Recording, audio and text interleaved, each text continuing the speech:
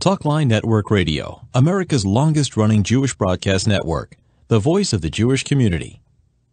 And now, you're listening to Talkline with Zev Brenner, America's premier Jewish broadcast on the air since 1981. Welcome back to the program. I'm Zev Brenner. I know Carol Sufian for so many years. She was involved with Emunah. Now she's doing a wonderful job at Makor Disability Services, where she serves as the Chief Development Officer. So welcome to the program. Thank you for joining us. Oh, thank you, Zev, and hello to all your listeners. I'm delighted to be here and give you some updates on some of the exciting things that we're doing at Makor. Right. So before we get to Makor, it's part of it. Makor is the source, by the way, is that you are the source for a very interesting baseball game from Israel versus the Fire Department of New York. The Israeli baseball team is going to Tokyo for the Olympics, but they're stopping off in Brooklyn, New York. Right. We're really honored and thrilled to be starting off Team Israel's exhibition schedule. If your listeners are not aware, Team Israel is headed to Tokyo, to the Olympics, and we're very excited to cheer them on and get them on their way. I think it's a very big honor for Israel to be represented on the world stage, and the baseball team is made up largely of American players who are professionals in the major leagues, and they actually made Aliyah. They went to Israel, some of them for the first time, learning about their Jewish roots. That's very exciting. And we are thrilled that we can have an opportunity with, in a very positive way, to show that Israel is at the forefront of sports as well. And also, we're honored to be paying tribute to the FDNY on July 11th, which is 2 months before the 20th anniversary of 9/11. So it's a way to thank the brave men and women who really saved the city and continue to put themselves in harm's way to protect us. And we just think it's a win-win for people to come out and enjoy an afternoon at the Brooklyn Cyclones Stadium, which is now called Maimonides Park, which is on Surf Avenue, and get some ocean breeze and see a fantastic baseball game. The FDNY team is very professional, as well, of course, as Team Israel. And it's all to benefit Makor and the baseball team. So we're looking forward to a fantastic event, and tickets are, of course, available at the Brooklyn Cyclones box office. Sponsorships are still available. We have box seats available and other corporate sponsorships and loads of seats. But we're very thrilled with the response that we've gotten from the community. Terrific. It's a great event, and it supports the work that Makor is doing as well. You can have a great time. I assume you're not taking bets on who's going to win, right? Oh, I hope not. Okay. I hope not. You're just buying tickets. But it should be a great game. No matter who wins, it'll be a great game. And Absolutely. And to see the Israeli baseball team before going to the Olympics, which is exciting. So that's something which we'll mention again a little later on during our broadcast. Now, tell us. Now, I remember Makor Disability Service before it was called that. It was called the Women's League Community Residence. Tell us tell us about Makor, because Makor has evolved, has changed. It became a source for a lot of new different services than it previously had. Absolutely. So Makor is the best kept secret around town in the disabilities community. Makor initially started when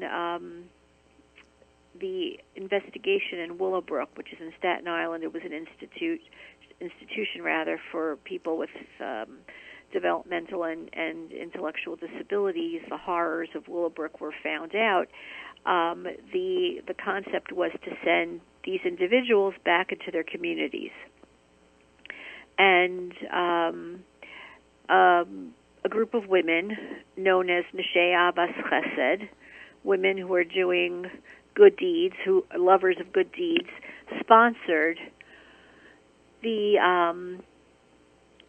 the initiator of Women's League, Mrs. Jean Warman, who started with one home for men, adult men with disabilities, and several of them did come from Willowbrook.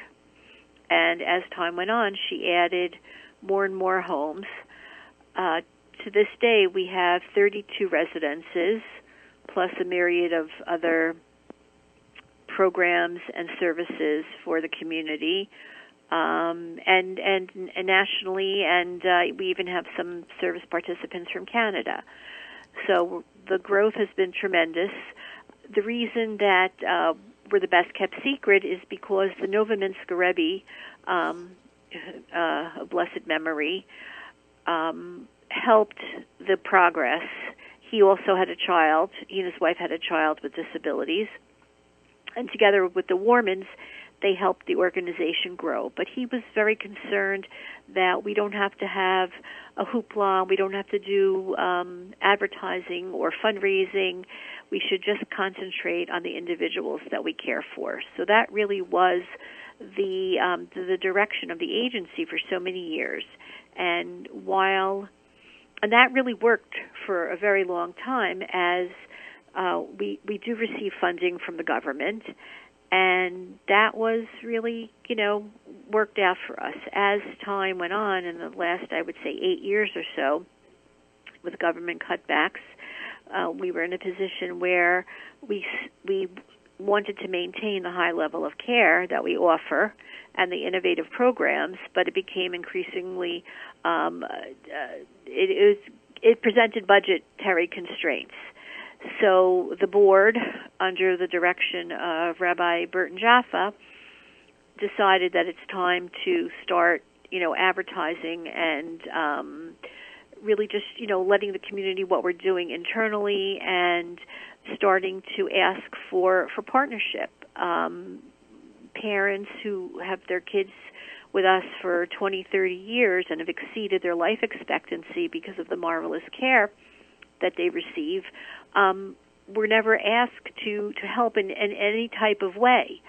And it became, an educational process for parents to understand that an example that I like to give is that if an individual needs, let's say, a bath chair to put into the shower or bathtub, and Medicaid pays $250 towards it, but if the bath chair costs, let's say, $750, Makor is going to pay that $750 because it's the best for the individual.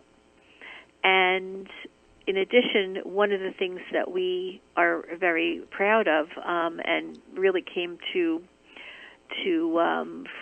fruition, unfortunately, this year after COVID, is that when one of our individuals has to be hospitalized, we send a staff member with them 24/7. We don't just drop off an individual and say, okay, nurses, it's your job. We stay with that person. We have various shifts. And, you can imagine, God forbid, a well person has to go to the hospital, new faces, not feeling well, getting poked and jabbed and pulled, and the bright lights. And just imagine that if a person with intellectual or developmental disabilities, many who are not verbal, so our staff stays with them, and they're the voice for that patient. So you're an advocate as well. A tremendous advocate. We speak with the doctors, with the nurses, with the families, with the staff, the managers in the homes, to make sure that our individuals are treated just as we would take care of a family member. We treat them. So that has really added to our budgetary constraints, but we are insistent that that's what we do for our people. And I'm getting back to why we changed the name. Right? Okay. Why we changed the name.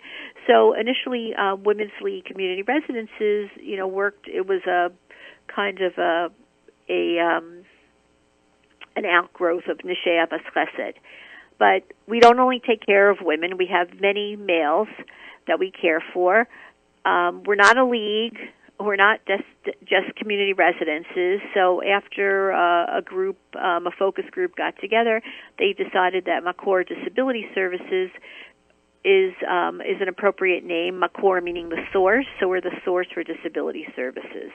And it's taken time for the name to catch on, but it's part of our education, and we're excited, and it really galvanized a lot of other efforts within the organization to move forward and to create some innovative programs. Which is wonderful what you're doing. And by the way, I might add that when I started on the radio about 40 years ago, you couldn't really talk about disabilities. In fact, when I did a show about disabilities, I was chastised, like, how dare you talk about it in public? As time went on, you were able to talk about it more, so therefore you can call it Makor, and you can deal with it on a different level because people are more readily acceptance of disabilities, and we have to deal with it. And I think there's been more community support, which is what Makor has been doing.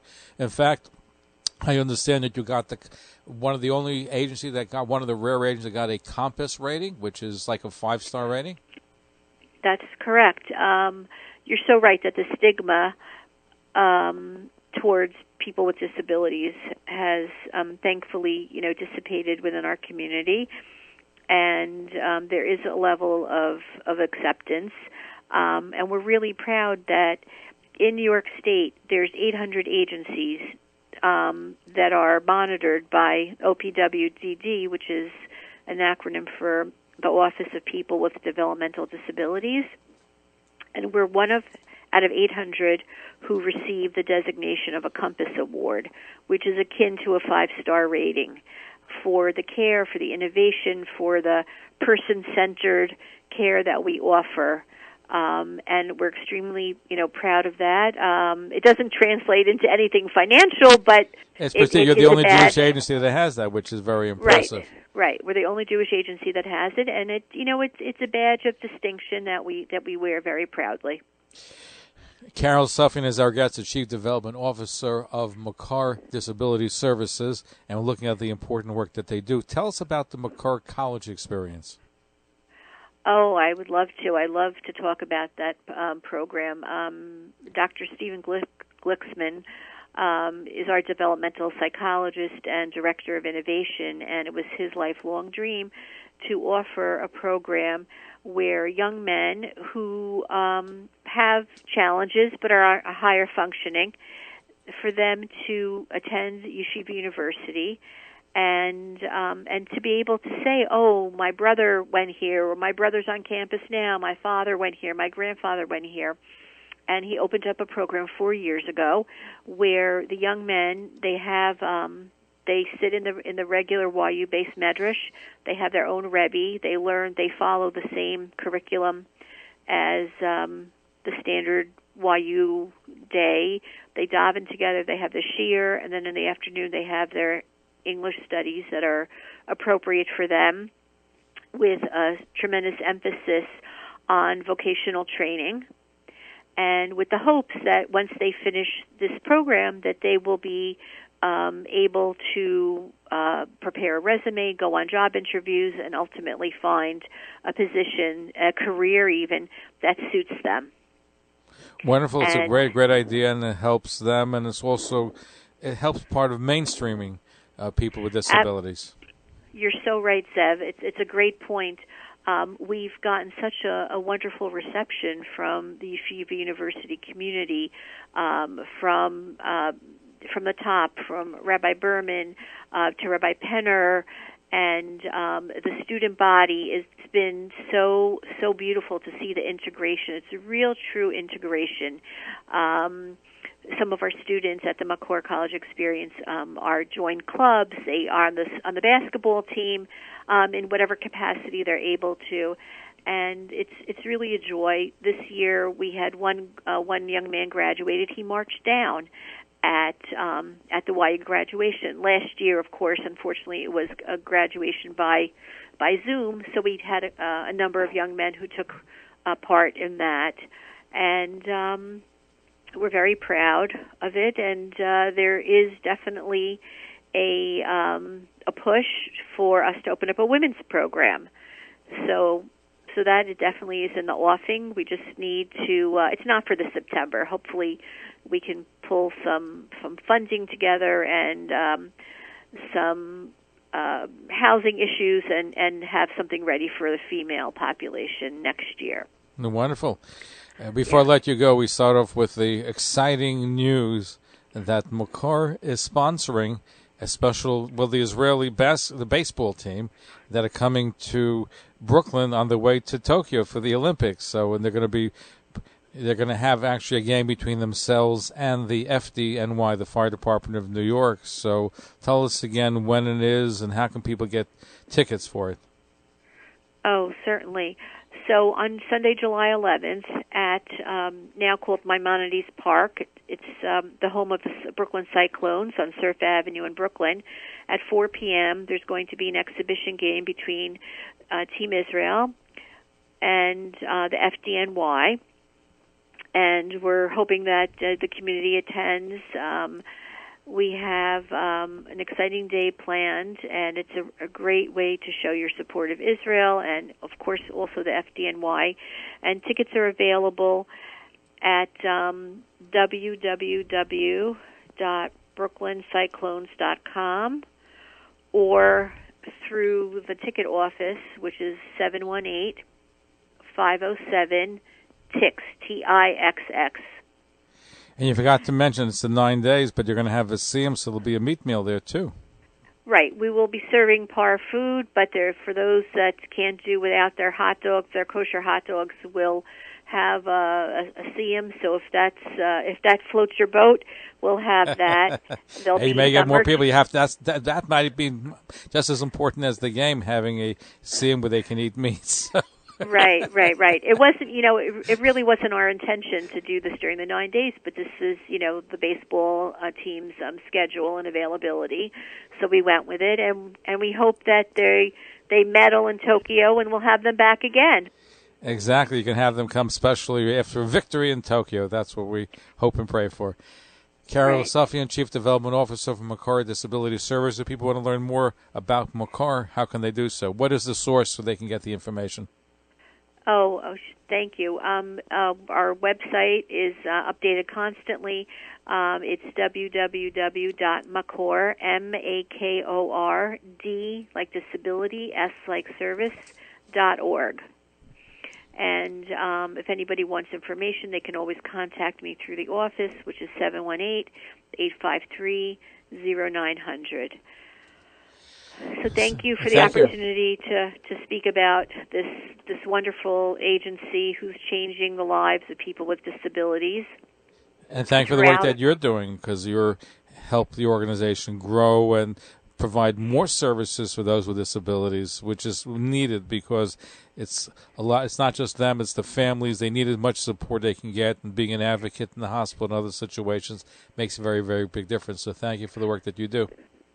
Right. It's really inspiring to see how the staff, how they have such dedication, and it's, and a lot of it is, grunt work, but they really respect every individual and see every individual as their own person. It's not institutional-like at all. Every home is very homey, where the cook is cooking. You feel that it's Shabbos. You feel that it's dinner time, and we're very proud. And it's beyond the individuals themselves. The families are benefiting because many families are just not able to care for their loved one because of their medical frailties, and we're help saving families. And I hear time and time again when I speak to parents how they are so thrilled with the care that their individuals are getting, and their children, their siblings. And that's that motivates us to do more and to continue, and it's a beautiful legacy to what Mrs. and Mr. Warman started out of the ashes of Willowbrook. Carol Sufian, Chief Development Officer for Makor, thank you for joining us. Look forward to having you back again. My pleasure, Zev. If you would be so kind, I'm excited to offer some tickets to your listeners. So pairs of tickets. So I know that you'll be announcing how your listeners can avail themselves of our ticket offer. We had a very nice response to the first time we did. We're going to keep giving away some tickets, so lucky listeners will be able to win. We'll give you the details. Thank you. Talkline radio and TV with Zev Brenner is just phenomenal. Everybody concerned about the Jewish community should listen and watch. He has the best guests. He asks the most interesting questions. He's always so well prepared. It's talk radio and television from a Jewish point of view at its very best. To advertise on the Talkline network and Talkline's email and social media blasts reaching over 70,000 people, please call 212-769-1925, extension 100. That's 212-769-1925, extension 100. Or email info@talklinenetwork.com. Follow us on Facebook, Twitter, and Instagram.